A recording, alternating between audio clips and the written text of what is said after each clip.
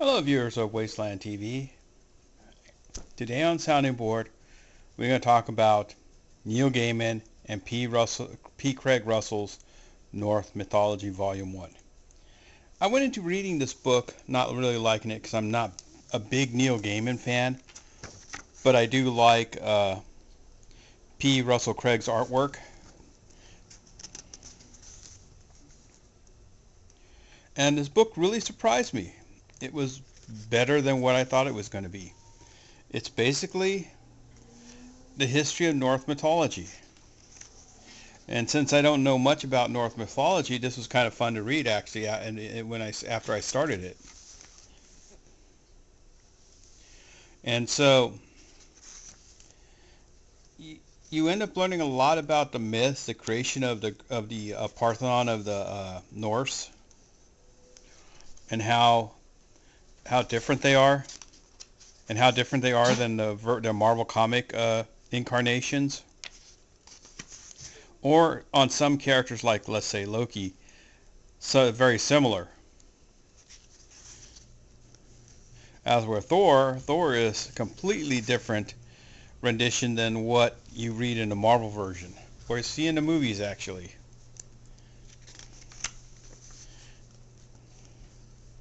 Because Thor is spoken of as a noble character, but he's really not that nice of a dude. He's very arrogant.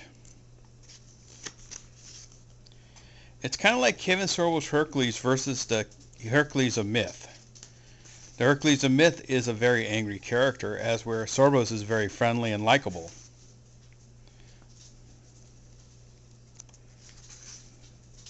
And we could go, well, what about Marvel's version of Thor? Well, Thor was sent to Earth to learn humility. And it's a whole different character archetype.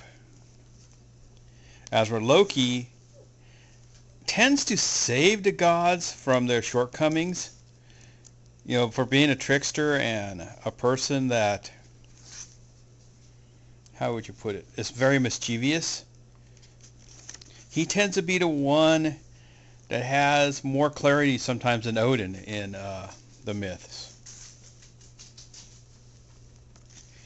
Because the gods of Norse are very self-centric, egotistical, and they have, some of them even have a great, like Thor has a great love for themselves.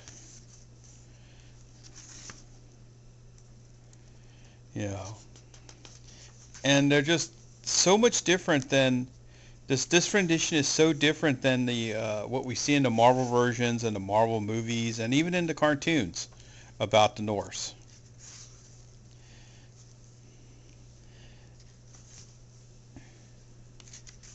But this was a very good, well-drawn fantasy book. I say it's worth picking up. It was a miniseries by Dark Horse Comics, and now it's collected as a hardcover.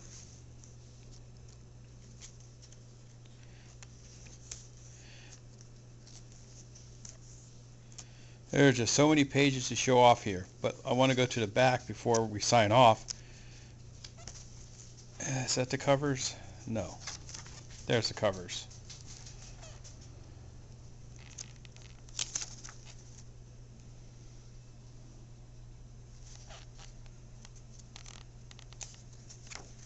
But basically we get myths of Thor, Fenris, Freya, Odin, and Loki.